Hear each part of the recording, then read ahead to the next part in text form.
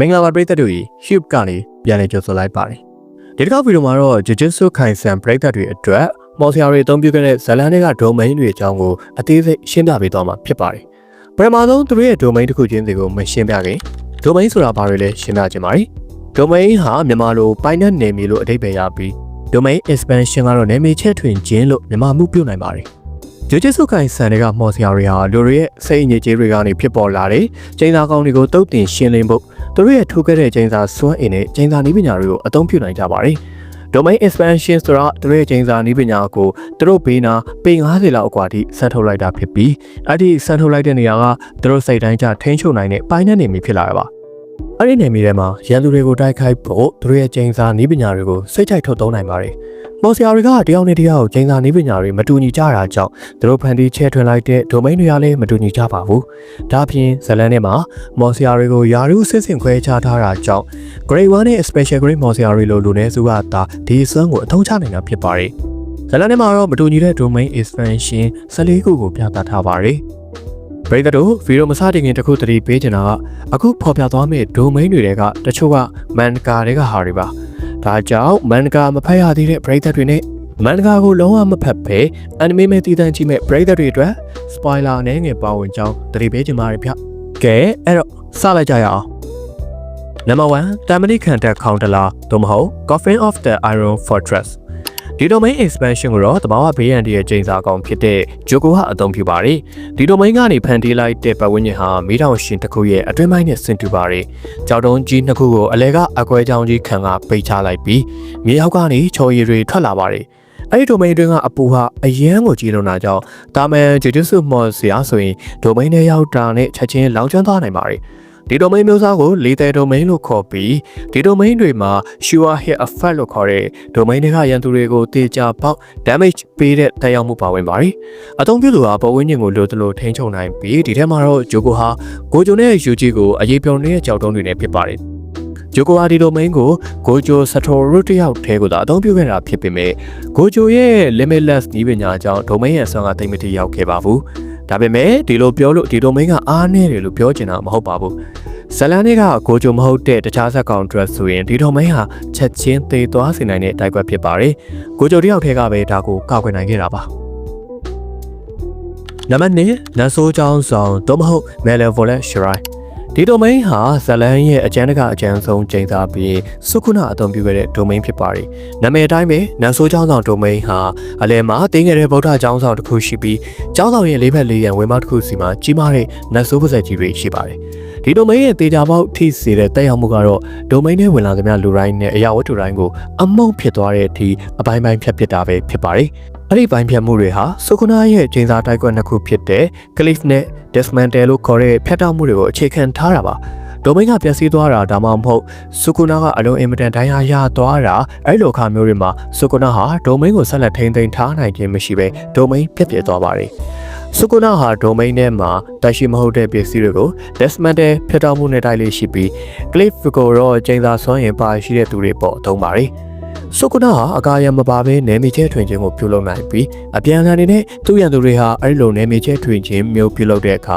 domain နယ်ပယ်တွေကနေထွက်ပြေးလွတ်မြောက်နိုင်ပါတယ်။စုခုနာဟာသူ့ domain ကိုအများဆုံးအကျယ်အနေနဲ့အချင်းဝင်အားဖြင့်မီတာ200ထိဆန့်ထုတ်နိုင်ပါတယ်။ဒီ domain တကယ်စွမ်းအားကိုရှင်ပူရ accident အပိုင်းမှာဒေချာသိရတာပါ။အဲ့ဒီအပိုင်းမှာသူဟာရှင်ပူရတစ်မျိုးလုံးကိုနယ်မြေချဲထွင်ပြီးမျိုးတွေကတိုက်တာအဆောက်အုံတွေပါဝင်လူရာပေါင်းများစွာကိုတပ်ပစ်ခဲ့ပါတယ်။မန်ဂါတွေကကိုဂျုံနဲ့တိုက်တဲ့အခါမှာတော့ဒီ domain ကို3ကြိမ်အသုံးပြုခဲ့ပါတယ်။စုကနာဟာသူ့ domain ရဲ့ထီအောင်မှုကိုမြင့်တင်မှု domain ရဲ့အကျယ်ကိုချုံပစ်တာမျိုးလဲပြုလုပ်နိုင်ပါသေးတယ်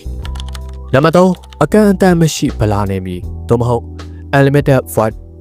ကိုဂျိုစတိုရိုအသုံးပြုခဲ့တဲ့ domain တစ်ခုဖြစ်ပြီးနောက်ပိုင်းကိုဂျိုရဲ့ခန္ဓာကိုယ်ကိုလွှဲပြောင်းယူပြီးတဲ့နောက်ယူတာကဒီ domain ကိုတစ်ချိန်အသုံးပြုခဲ့ပါတယ်။ဒီ domain ဟာအသုံးပြုသူနဲ့သူ့ရဲ့ပြစ်မှတ်ကို limitless နည်းပညာထဲကိုထည့်သွင်းလိုက်တာပါ။အဲ့ဒီ domain ထဲမှာတော့နာမည်ပေးထားတဲ့အတိုင်းအာကာသလိုအကန့်အသတ်မရှိဗလာနေမီကြီးဖြစ်ပြီးတွင်းနဲ့တွေ galaxy တွေလည်းပါရှိပါသေးတယ်။အဲ့ဒီ domain ထဲကိုရောက်ရှိသွားတာနဲ့အကန့်အသတ်မရှိအောင်များပြားလာတဲ့အချက်လက်တွေဟာပြစ်မှတ်ရဲ့စိတ်ထဲကိုချက်ချင်းဆိုသလိုဝင်ရောက်လာပြီးများပြားလုံးတဲ့အချက်လက်တွေကြောင့်ပြစ်မှတ်ရဲ့အုံနောက်ကအဲ့ဒီတန်ကိုမခံနိုင်ပဲရပ်တန့်သွားပါတယ်။ ပြစ်မှတ်ဟာဒုက္ခနာကိုရဲ့အာယုံငယ်အင်္ဂါရက်တွေကိုအလုံးအင်မတန်လှုံ့ဆော်နေတာကိုမြင်ရပြီးခံစားရတဲ့ဖြစ်စဉ်ကြောင့်အခုလိုဘာမှမလုပ်နိုင်ပဲရပ်ထန်သွားရခြင်းဖြစ်ပါတယ်။ဒိုမိန်းရဲ့ဒီတက်ရောက်မှုကအသုံးပြုသူနဲ့အသုံးပြုသူရဲ့ခန္ဓာကိုယ်ကိုထိထားတဲ့သူတွေပေါ်မတက်ရောက်ပါဘူး။ဒါကြောင့်ပဲရန်သူကကိုဂျိုကိုထိထားနိုင်မယ်ဆိုရင်ဒီတက်ရောက်မှုကနေရှောင်ရှားနိုင်ပါတယ်။ကိုဂျိုဟာဒီအခန့်တက်မဲ့ဗလာနေမီဒိုမိန်းကိုဇလန်ထဲမှာပထမဆုံးအနေနဲ့ဂျိုကိုရဲ့ဒိုမိန်းကိုခေါင်းတာလုပ်ရင်းသုံးပြခဲ့တာပါ။ရှင်ပူရအန်ဆစ်ဒန့်အပိုင်းမှာတော့ကိုဂျိုကလူအများကြီးကိုသူတို့ရဲ့အုံနောက်တွေမထိခိုက်စေပဲခဏတာရပ်တန့်သွားစေဖို့ဒီဒိုမိန်းကို3.2 စက္ကန့်သာအသုံးပြုခဲ့ပါတယ်။အဲဒီတော့အချိန်မဲ့အသုံးပြုခဲ့တာတော့လူတွေရဲ့စိတ်ထဲကိုအချိန်6လနဲ့ညီမျှတဲ့သတင်းချက်လက်တွေဝင်သွားခဲ့ပါသေးတယ်။ဆိုကိုနာနဲ့တိုက်ပွဲမှာကိုဂျိုဟာသူ့ရဲ့ဒိုမိန်းကိုချဲ့ထွင်ပြီးမှကန်နဲ့ဘောလုံးရွယ်စားရအောင်လဲချုံပြခဲ့ပါသေးတယ်။ဒါအပြင်ဒိုမိန်းရဲ့အပြင်လွှာကိုအတွင်းလာတဲ့ပိုတန်မအောင်လောက်တာမျိုးသူ့ဒိုမိန်းရဲ့ဂုဏ်တက်တီတွေကိုလည်းလိုအပ်တယ်လို့ထိန်းချုပ်နိုင်ပါတယ်။ဆိုကိုနာရဲ့ဒိုမိန်းကရှူအာဟစ်တက်ရောက်မှုကိုရှောင်လဲဖို့ကိုဂျိုရဲ့ခန္ဓာကိုယ်ကိုယူလိုက်တဲ့ယူတာဟာကိုဂျိုရဲ့ဒီဒိုမိန်းကိုအသုံးပြုခဲ့ပါသေးတယ်။နံပါတ်၄ Horizon of the Captivating Scandra တို့မဟုတ် Scandra တွေတိုင်းလာပါတော့မကုတ်စဝိုင်းဒီ domain expansion ကိုတော့တဘာဝဘေးရန်တွေချိန်စာကောင်တစ်ကောင်ဖြစ်တဲ့ Dragon ကအသုံးပြုခဲ့တာပါဒီ domain ကိုဖွင့်ချချဲ့ထွင်ဖို့ Dragon ဟာလိုအပ်တဲ့လက်ကွက်ကိုဖော်တာဒါမှမဟုတ်သူ့ဘိုက်မှာချိန်စာအမှတ်ဆွဲသားတာကိုပြုလုပ်ရပါတယ် domain ထဲမှာတော့အပူပိုင်းဒေသကကမ်းခြေနေရာတစ်နေရာဖြစ်ပြီးတစ်ဖက်မှာအုံးပင်တွေနဲ့ဂုံးမြေရှိကတစ်ဖက်မှာတော့အစုံမသက်နိုင်တဲ့ပင်လယ်ပင်ကြီးရှိပါတယ်ဒီ domain ရဲ့တေချာပေါက်ထိချက်တရားမှုကတော့ဝင်လာသမျှလူတိုင်းကို Dragon ဖန်တီးထားတဲ့နေတရွာချိန်စာ trace တွေကတွားရောက်ကိုက်ဖြတ်တာပဲဖြစ်ပါတယ်ပြင်မရဲ့နေရာကနေကြည့်မယ်ဆိုရင်အဲ့ဒီချိန်သားကောင်းတွေဟာဒိုမိန်းတွေကိုဝင်လာတာနဲ့သူ့လိုခန္ဓာကိုယ်ကိုလာခိုက်တာကိုမြင်ရမှာဖြစ်ပါတယ်။ဒါကြောင့်ပဲဒီတက်ရောက်မှုကိုခုခံမှုကလုံးဝမဖြစ်နိုင်ပါဘူး။ဒီချိန်သားကောင်းတွေဟာပြင်မကိုကိုက်မိတာနဲ့သူတို့ရဲ့အသားတွေကိုချက်ချင်းကိုက်ဖြတ်စားသုံးဖြစ်တာပါ။ Dragon ဟာချိန်သားကောင်းအသေးစားပုံစံမှာတော့နေမီချဲ့ထွင်ခြင်းကိုပြုလုပ်နိုင်ခဲ့ပါတယ်။နောက်ပြီးသူ့ရဲ့ဒိုမိန်းကိုတိုက်ခိုက်တဲ့နေရာပြင်သူတို့ချိန်သားကောင်းအဖွဲ့တွေတွဲဆုံပြီးအပန်းဖြေမှုပြုလုပ်တဲ့နေရာဖြစ်လေအသုံးပြုပါသေးတယ်။နာနာမီနာအိုဘေတိုနဲ့မက်ကီရိုဟာဒိုမိန်းထဲရောက်သွားချိန် Dragon ဖန်တီးထားတဲ့ရေတတော်အချိန်စာကောင်တွေကြောင့်အတော်လေးကိုထိခိုက်သွားကြပါတယ်။နောက်ဆုံးမှာတော့မက်ကိုမီရောက်လာခဲ့ပြီးသူတို့ကိုကူညီခဲ့ပါတယ်။ဒါ့အပြင်မက်ကိုမီဖန်တီးထားတဲ့ဝင်ပေါက်ကနေတစ်ဆင့်တုတ်ကြီးပါဝင်လာပြီး Dragon ကိုချကဒိုမိန်းကိုဖျက်ဆီးပစ်ခဲ့ပါတယ်။နံပါတ်5 Self Embodiment of Perfection ဘေးဘေးဆုံးစွာရုပ်လုံးဖော်ခြင်းဒီဒိုမိန်းကိုတော့ဘေးအန္တရာယ်ချိန်စာကောင်မိုဟီတိုကအသုံးပြုခဲ့တာဖြစ်ပါတယ်။အဲဒီဒိုမိန်းဟာကြီးမားတဲ့အနိုင်အောင်ပတ်ဝန်းကျင်တစ်ခုကိုဖန်တီးပေးပြီးမိုဟီတိုရဲ့ပြစ်မှတ်ကိုပန်းပုံစံကြီးမားတဲ့လက်ဖွားကြီးတွေပေါ်မှာတင်ထားတာဖြစ်ပါတယ်။အဲဒီလက်ဖွားကြီးတွေဟာတစ်ခုနဲ့တစ်ခုချိတ်ဆက်နေကမိုဟီတိုရဲ့ပြစ်မှတ်ကိုဝိုင်းထားပါတယ်။ဒီဒိုမိန်းဟာမိုဟီတိုရဲ့ပုံပြောင်းလဲခြင်းနည်းပညာကိုပိုပြီးထိရောက်စေတဲ့အပြင်ဒိုမိန်းတွေကလူတွေရဲ့ဝိညာဉ်ကိုထိတွေ့စေရမလို့ပဲပုံတံပြောင်းလဲနိုင်ကြောင်းကိုပေးပါတယ်။ပထမဆုံးအနေနဲ့ဒီဒိုမိန်းကိုကန်တိုနနာမီနဲ့ထိုက်တဲ့အချိန်မှာအသုံးပြုခဲ့ပြီးဒိုမိန်းရဲ့ဒေတာပေါက်ထိချက်တက်ရောက်မှုကြောင့်အသက်မခံရခင်လေးမှာပဲယူဂျီကဒိုမိန်းကိုအပြင်ကနေဖောက်ကနနာမီကိုကယ်တင်ခဲ့တာဖြစ်ပါတယ်ဒီဒိုမိန်းကအထဲမှာရှိသမျှလူတိုင်းရဲ့ဝိညာဉ်ကိုဓာတ်ရိုက်ထိတွေ့နိုင်တဲ့အစွမ်းရှိတာကြောင့်ယူဂျီကိုရောက်လာချိန်မှာယူဂျီကိုရဲကစုကုနာနဲ့တွေ့သွားခဲ့ပါတယ်ကိုကီချီကတော့ဒီဒိုမိန်းရဲ့ဒေတာပေါက်ထိချက်တက်ရောက်မှုကိုစင်ပယ်ဒိုမိန်းဖွင့်ကပြန်ကာကွယ်နိုင်ခဲ့ပါတယ်။မိုင်းတို့ဟာကိုဂျိုဒိုမိန်းသုံးတာကိုကြည့်ပြီးနောက်ပိုင်းမှာဒိုမိန်းကို2စက္ကန့်ပဲကြာအောင်ဖွင့်နိုင်ခဲ့ပါတယ်။သူဟာယူဂျီနဲ့တိုရိုတို့ကိုထိခိုက်သွားအောင်လုပ်ဖို့အခုလို2စက္ကန့်ပဲသုံးခဲ့တာဖြစ်ပြီးသူ့တောင်တိုရဲ့လက်မောင်းကတိုက်စားသွားပြီးဖျက်ပစ်ခဲ့ရပါတယ်။နံပါတ်6ချီမဲရာရှယ်ဒိုဂါဒန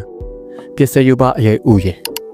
မက်ဂိုမီဖူရှူကိုတော့အသုံးပြုခဲ့တဲ့ domain expansion ဖြစ်ပြီးပြီးပြည့်စုံမှုမရှိတဲ့ domain တစ်ခုလည်းဖြစ်ပါတယ်။ဒီ domain ကိုဖွင့်ထုတ်အသုံးပြုလိုက်တဲ့အခါမှာဘေးပပတ်လေကိုထူထဲတဲ့အနက်ရောင်ရိပ်တွေနဲ့ပြည့်နှက်သွားစေပြီးအသုံးပြုသူကိုရှင်နီကာမီလို့ခေါ်တဲ့လူလုချိန်စာကောင်တွေများစွာဖန်တီးလို့ရစေပါတယ်။နောက်ပြီးဘေးနားပပတ်လေကနေရန်တွေနဲ့ပြည့်နေတဲ့နေရာမှာဒီ domain ကိုအသုံးပြုခဲ့မယ်ဆိုရင်အသုံးပြုသူဟာပြစ်မှတ်ကိုသူ့ရဲ့အရေးထဲမှာဖန်ချုပ်ထားလို့ရစေမှာပါ။ဒီ domain ထဲမှာလှုပ်ရှားလို့ရစေဖို့အဲ့ထဲကလူတိုင်းဟာသူတို့ရဲ့ချက်ထောက်တွေကိုချိန်သာစွမ်းရင်ထည့်ရပါတယ်။အဲ့လိုမှမဟုတ်ရင်အရေးထဲကိုတဖြည်းဖြည်းနေဝင်သွားမှာပဲဖြစ်ပါတယ်။နောက်ပြီး domain ကအကာအရံမပါတာကြောင့်မက်ဂိုမီယာဘေးပတ်ပတ်လေကပိတ်နေတဲ့နေရာတွေမှာသာသူ့ domain ကိုအသုံးပြုပါတယ်။သူဟာလက်ချောင်းထိမ့်သိမ့်တဲ့ချိန်သာကောင်ကိုတိုက်ခိုက်ဖို့ဇလန်ထဲမှာဒီ domain ကိုပထမဆုံးအသုံးပြုခဲ့တာပါ။နောက်ပိုင်းမှာတော့ Dragon domain ရဲ့ဒေတာပေါက်ထိချက်တက်ရောက်မှုကိုရှောင်ရှားဖို့ဒီ domain ကိုမီတာအနည်းငယ်လောက်ဆန်းထုတ်ခဲ့ပါသေးတယ်။ မန်ကာတွေကကာလင်ဂိမ်းပိုင်းမှာတော့မေဂိုမီယာဘေးနာကဂျင်မြုံတွေကိုအကာရန်နေနဲ့တုံးပြီးသူ့ဒိုမိန်းကိုဖွင့်ထုတ်က